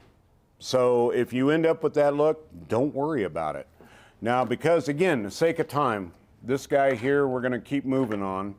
What I would normally do is give this thing time to dry out, but we're not going to go there. I'm not going to waste time on that. I'm even not going to change thread. Now you notice I come back on my proportioning on the thorax, and I'm coming back here. This is where I'm going to tie in the wing case material. I'll tie in ostrich herl. What I'm actually doing is I didn't cut this, so you can cut it and taper it if you want. You notice how it's curled. Now, a quick note about that curling like this, where it does that. When it curls this way, what's out is this is the side that's actually on the paper backing. This is actually the shiny side of the material. You roll it over, so you've got that curl coming back up. You see how it did that? I've got the dull side on the top, and when I fold the wing case over, the shiny side will be back on the top again. You can cut this at an angle if you want to get there. I normally leave it, in other words, be able to tie it in easier. I go ahead and tie it down flat, right on top. 2 wraps, we're right on top of the bug. If it's not on there, you can adjust it a little bit right now. Be very aware. Normally I let that marker sit and dry for about 20 minutes just so it doesn't go anywhere, but be aware that we've got wet marker on this bug. Smell it. It's kind of Sally Hansen's effect. Oh God, here we go. Support your local attic. So I turn around here. Again, I've got that thorax. I'm just checking it from the side. It's about a 50-50 mix right now. The wing case is in. I'm going to leave it where it is. I'm going to do a quick touch of super glue right here on the very top. Those wraps, that's all I want. And all that's going to do is just hold it in place, because the next part to this bug comes down to getting feathers together. What I'm using on this thing are the Coq de Leon hens from Whiting. These are the saddles. And this one is actually dyed a chartreuse. So you can see how big this thing is. I mean, they're a good sized saddle, okay? Chartreuse, it ain't no use. And if you don't believe me that it's chartreuse, then there you go. That gives you the chartreuse. Now, the reason why I do this is because the legs on this bug are the only things that really stand out. They're the only things that you really see moving because everything else is almost stick-like. But if you look at the real bugs and they get loose in the water, they get washed off a rock, what do you see first? And if you don't believe me, watch Cutter's Underworld, Bugs of the Underworld. He's got a stonefly that comes off the bottom, it's stuck to a rock, it lets go. You see the abdomen wave up and down, you see the antenna move. But what's really going on, Bill just did it, the legs are going nuts because they're trying to grab onto something. That's why I use a feather. You can always go in and use some of the, Joe's rubber legs, or Pat's rubber legs, I'm sorry. You can use that material, which is actually a single strand flexi-floss. You can use that for the leg material. I like the feathers, and I've got a way of setting that up to do that. All kinds of little comments and snippets here if you guys care to hear about them. So oh, Lord, our here we friend go. Trent wants to know if Bill is sniffing markers now. and then he says, give me your olive. And then Diana says, I was waiting for the Sally Hansen comments. We're entertaining this morning. Yes, bring on the abuse. That's okay. I'm used to it. Now, if you notice here what I'm doing, I'm actually looking at this feather. And I want to see the length of those fibers. Okay, I do not let anything separate yet because that's going to create a bit of a mess. But I'll go back here on the fiber, on the feather itself. I'll strip off the back, go to the bottom, strip off the same amount. And what you want to kind of do is you want to keep, where it's stripped off on the hook pretty much, or I'm sorry, off the stem pretty even. Cut that butt section out of there. Now what I've got here, what I'm setting up is I actually separate the fibers from the feather itself to make the thorax, and this shows you kind of the width of it. It's not going to be this wide, but what I'll do is I'll pull these out, kind of stand them up, okay? This will be the legs of our bug right here, this section right here. And this is a pretty flat feather, actually. I'm amazed at how flat. Most of these are concave. And you want to tie it down right on top of where you stopped your thread. And the reason why I don't notice it kind of rolled to the side, I'm not going to worry about that. And the reason why it rolled is that these stems, these are just like any other upland bird feather, anything like that. They're an oval stem, but on average, they're an oval on the vertical. So you've got the oval going up and down, then you got your actual fibers coming off. So when you tie them in, of course, the first thing it does, it's going to fight with you. Well, don't worry about it in this bug, because what we're actually going to do, we're going to pull this over the top, okay? Now, there's that put in there, and again, I'm just setting my thread, so I stay in the middle, about the middle of the hook shank. Next up is going to be white ostrich herl, one piece. Now, I've gotten in trouble with a lot of buddies of mine because this is what I'm tying in what I call the armpits. You know, a good Italian girl, hello, goodbye, whatever. These are actually the gills of the bug, okay? They're white, and they literally are, they're in the armpits. I mean, if you look at the actual bug, you'll see them, and they come out underneath them. So, use white ostrich herl. This again, the heritage of this bug goes all the way back to Dave Whitlock's golden stone from way back in the late 70s. What I will do here is again strip down just like we did on the scud. I don't need to get it all the way stripped down. I'm not worried about that. But I want to have some pretty good length here. And even though that's not a full feather, I've got some pretty good length on those fibers. That's what I'm looking for. Tie that in on the side or on the top, whichever one, it doesn't matter, because that's going to be the very first material that we wrap down. So we've got that all set. Now we go to the dubbing. I'm going to show you a couple of differences on dubbing. Number one, this is the olive version. This is just golden stone. So you can see an olive has got a little bit more of an olive tone. Maybe we can show that in the shop here. I'm not sure how clear that comes out. But I'm going to use actually the olive version because that seems to be down here what those golden stones look like, and in the Gunnison, okay? Now, the thought as I'm doing this, a real quick thing about this, a few years ago, the FFF, actually the FFF, or the FFI it now is what it's called. Anyway, we did a big conclave down here in Montrose at the field house. And one of the guys that was in attendance on this one was Bob Younghands, AKA the Bug Guy. Yeah, I've known Bob for, I don't know, probably close to 10 years, something like that. And he turned around, he went out to the Unk, he went out to the target stretch of the Unk, and he put in 2 big coolers, he put 2 big clumps of moss that he grabbed right out of the river. Threw them in, brought them to the show. Of course, everybody's looking at him, and they'd never seen him do this. I've seen him do it in Denver, so I knew what he was up to, but I wasn't sure what he was going to get. Takes about a baseball-sized clump of that moss, pulls it out, throws it into a sampling tray and throws water in with it, starts shaking it. In the interim, again, clump of moss about the size, a little bit bigger than a baseball. That size clump of moss. And what ended up happening was that the bugs that came out of it, there were probably 50 golden stones that were this size right here. We know they were this size because I used a size 6 to match them. I turned around and took 2 of my nymph patterns. One was the big Pteronarcis, the big golden, or the big stonefly. The other one was a size 6 golden, and I actually put those in the sampling tray with them, and the goldens crawled over my nymphs, and they matched perfect.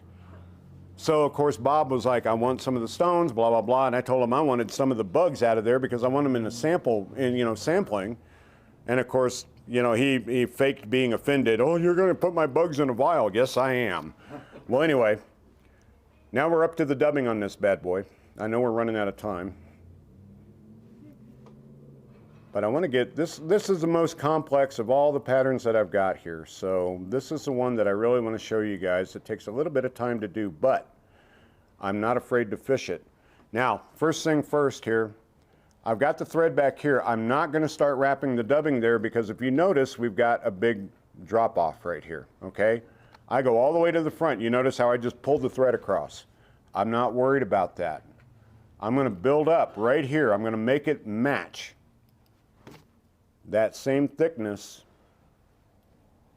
as that part of the thorax, and I'm actually going to wrap back. Again, what I do with this, you notice every now and then I'll just get my fingertip damp, and all that's doing is just holding that material together. There's your thorax going on, okay?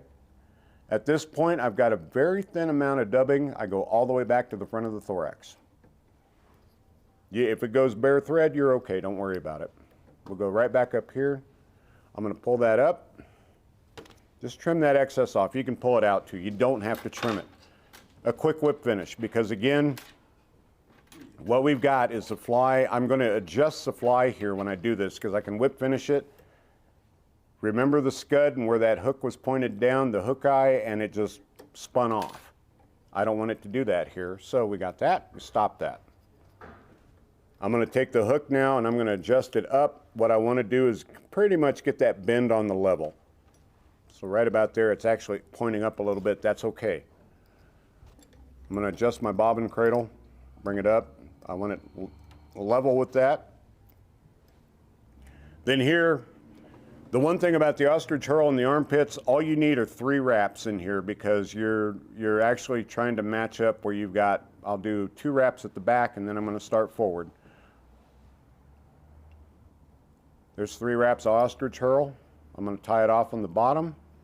I actually have to trap the herl because I'm too far away from it, but that's okay. Just trap it and hold it. There you go. And again, these are the gills underneath the legs. Trim that out. Now, remember we separated the legs here. I pull them over the top. I make them lay flat. They don't want to because they're tied in on the side. I'm going to pull these fibers back. So I'll turn that sideways. Let me lock this down a little bit so it'll turn and you can see this. I'm going to turn that sideways and I'm actually going to brush these fibers back a little bit. I want to get them away from the tie-in point. Pull them, hold them, tie them in. Now, to make sure they're in there, pull on the feather. Pull on the tip of the feather, that way it'll pull that down. Pull that feather up, trim out the butt section, okay? Now, if you've got a few fibers, and again, I saw them as I started to wrap, they jumped a little bit. Don't worry about it. It's not a big thing. You can trim those out, and you're not going to lose a whole lot. But again, the reason why I've got more fibers in here is how at the end we're going to turn around and get those legs separated into 3. Come over that way. Now, take your wing case material, pull it right over the top of the thorax, hold it down. Okay?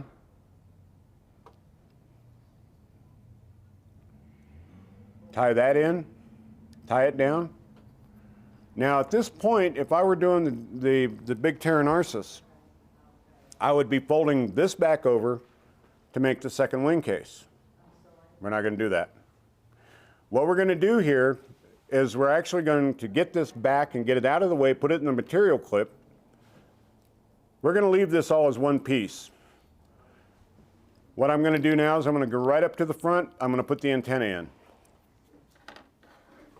And again, I've already got one fiber out here that'll work. I'm going to get a couple more. I'm just going to see if I can get some long ones, just random grabbing. There we go. I got a couple of them out here that'll work perfect. Grab these guys out. And again, you want to tie them in and splay them just like we did the tails.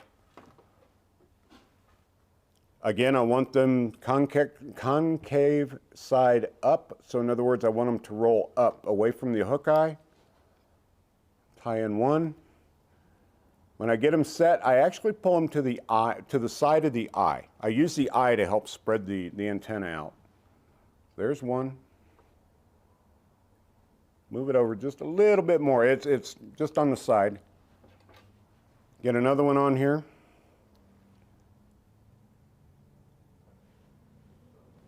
Whoops, I have it upside down. And you can tell if you're holding it upside down or not when you first glance at it, because if it's upside down, you're going to have a humped, smooth goose biot looking at you. And you want the grooved parts, especially if you want those eyes to roll, or the biots to roll up. I'm going to tie that in lightly because it's too short. I just want to get it on the hook. Pull it up, come on. A little bit more. There we go. Now at this point, all I've got to do is I adjust them on the eye, spread them out just a little bit. A couple of tight wraps, spread them out again.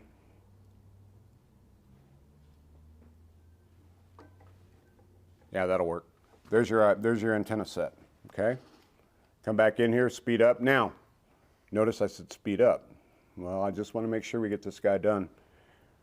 At this point, I will trim off the butts of the biots back here. Again, remember, all we did was we tied on the wing case to anchor it in place back here. That's still all attached. How do you take care of that problem? Turn around, I pull the wing case material forward, so it's out over the antenna. Take my thread, I wrap that. 1, 2, all I'm doing is I'm just tying down this wing case material. I go right back to the base of the antenna, because what I want to do is this is actually going to become the head. This is going to become, it's going to be pulled over the top. Now notice, if you notice right here, you can see a little bit of yellow in front of that. Okay. Don't leave it that way. Go right to the base of the antenna that you just put in there. There. Well, it's still showing. I can see a little bit in there. I'm going to get a little bit picky about this. We're going to go one more time. There it is. Okay. Now leave that hang. Now, I don't want Jeff Dean to watch this because this is a secret maneuver. Close your eyes. Close your eyes. Turn him around, face him outside. No, all we're doing here now is I'm going to pull out another clump of dubbing. I'm going to make the head of this bug. I don't know what this means, but Trent just said Jeff is a master using biots. I'm afraid to ask. No, I'm not going to go there. I told myself I'd be good today. I'm really having problems with this. Anyway. This is a family show. I know. So again, now what we're doing, the only thing you got to watch out for is this wing case material back here. I won't cut it. I could cut it off, but I'm not going to waste it. Now what I'm going to do is I'm going to wrap the head. And I'm going to wrap a pretty good sized head here, okay? I may have to add a little bit more dubbing. I'm pretty sure I'm going to have to. But I want a good kind of a bulbous shape on this head. Bulbous. Now you just made it sound dirty. Bulbous. Get this dubbing in there.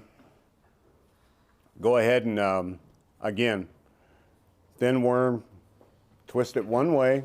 I'd have no wax on that thread. Just going to keep wrapping that on there. Keep an eye on where this wing case material's at. That head's getting there. Now I'm going to start working my way back towards the legs and everything. I want to add a little bit of mass back here because I missed it. What this will do is just kind of level out the shape of the bug. I mean, you've got the head going into the thorax, into the legs, and you want to do this all as one piece. Now on the big stone, I have to cut the material apart and actually tie in two pieces of it to get this. Not hard to do. It took a while to figure it out. There we go. Getting a little bit better. I'll take that shape right there. Just for the sake of time. I'm going to bring my thread right over the top of that to help kind of flatten it out. But you notice I'm not spreading it out. I'm just going over one area. Now I pull that wing case material over the back. I'll come right over the top of that. These wraps, I'll do 3 or 4 right on top of each other. I hold up the wing case material now. I get a hold of it and I'll split it, kind of fold it in half. Down here at about where I'm thinking it's going to be the length on the wing case. In other words, this is where the wing pads are coming out. I'll fold that in half and cut it. So what I did was I just did a tapered cut on the back. Hold that down, a couple of tight wraps. Whip finish it right here.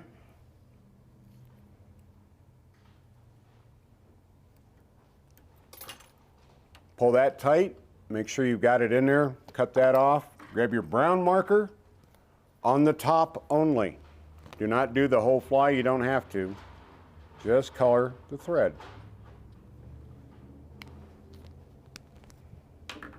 So there's your thread colored out. Now, back to the legs. What I will do here is I get a bodkin, and I've got my bone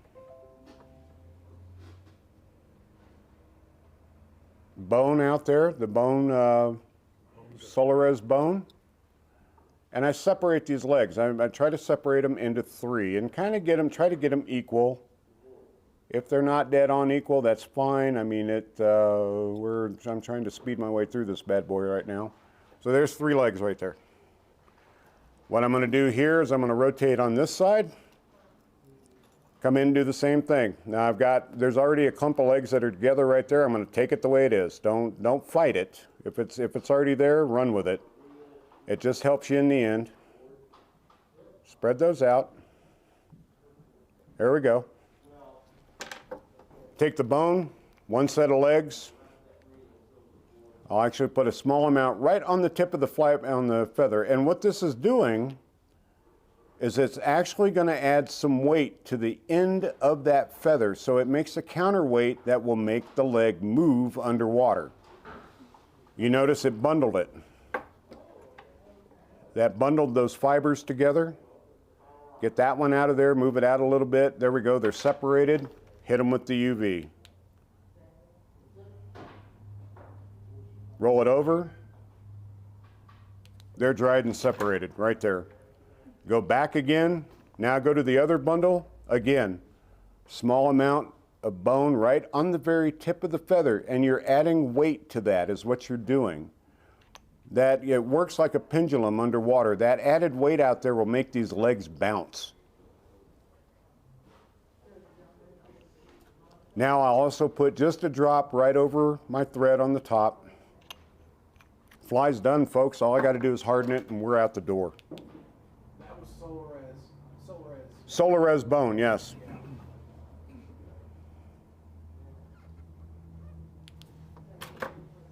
There we go. BC Golden. There's the underside of it. And it sounds like we're out of time, so I'm not going to get to the crawdads, but we'll do that at another point. No problem there. But this is my golden stone. This is one that this time of year right now, as they start coming off on the unk, they are there. There's a lot of them. There's a ton of them in the gunny. Use them. They're worthwhile, and they last longer than the Taurinarsis. They'll hatch, they'll come off, and a lot of times on the gunny, they'll last all the way through the summer. You can run into them and just fish them from there. But that's BC's Golden. Any questions, guys? We got a few minutes to take some questions. We got to get our drawing in too. Anybody got anything? Anybody? Jeff got something.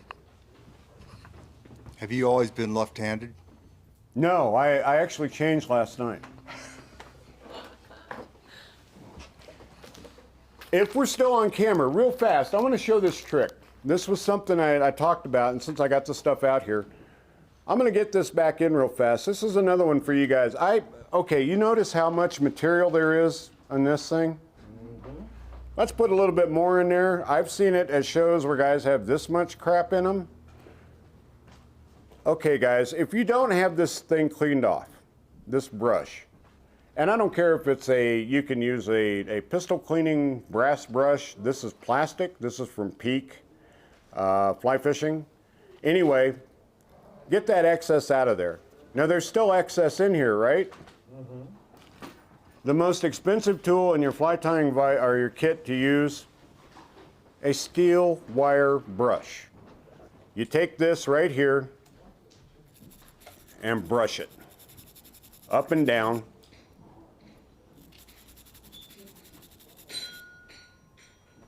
Brilliant. Wow. It's clean. Wow.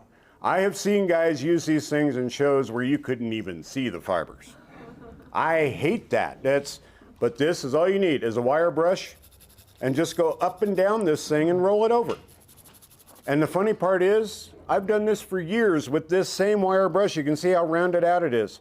I have taken a heavy steel comb, tried to dig out all the excess fibers. They're not there. I don't know where they went. They didn't go out here because we'd see them. But anyway, this way it gets that cleaned off for you. Fast, easy method of cleaning that up. And that's something that, like I say, I've seen guys do it. I knew how to clean it, and I've never shown it. That's why I was like, wait a minute, let me show this real fast. Does that work with Velcro? You will probably break the Velcro, honestly. But this one, those are plastic bristles on there. So, you know, it's just what you want to do. Thanks, Bill. You're You welcome, did. Nolan. That was a great morning. Some incredible flies, and I really appreciate how you taught us. You know, you taught us new techniques. You taught us new ways of doing things, and just like how you closed up. I appreciate it very much. Quality. Thank you. You were the perfect one to finish on for this season. So we appreciate Right on. it. Got a bunch of thank yous from our crew online as well. And right now, let's just do our drawing. Gina, can you help me real quick? I'll let you. Before you get into that, or before you take off there, if I could, from myself, from all of the tires that have been part of this whole year, thank you to you and your crew for having us in. Thank you for the use of all the equipment. Gina and everybody down here setting it all up. It's been great, and this morning I was anxious to get down here and do this. And again, I know I speak for all the tires that have been here. That thank you again to you and your crew for doing all this for us. It's been awesome. Hey, We look forward to doing it again. We are very thankful to be able to do this for you guys and for our community here in Montrose. Thankful for you guys very much. And, with that, I got a couple people I got to thank. Gina and Drew Yes. with their creative business. Any you guys have any video needs, please contact them. They do a great job and they're great to work with. Want to thank Jeff Dean. He's helped me out tremendously in a lot of ways and putting this together. And I want to thank my guys, you know, Preston and Tyler, for moving clothes in and out and everything that goes along with that. So it's been a great season, and you know, Lord willing, the creeks don't rise. We'll be back here next year for On The Vise There you go. 2022. So let me look at this. Our winner is Scott T. So congratulations, Scott T. Give me an email or something like that, and we'll get you your gift card. So thanks for everybody, and with that, On The Vise 2021 is a wrap. Thank you, guys. Awesome.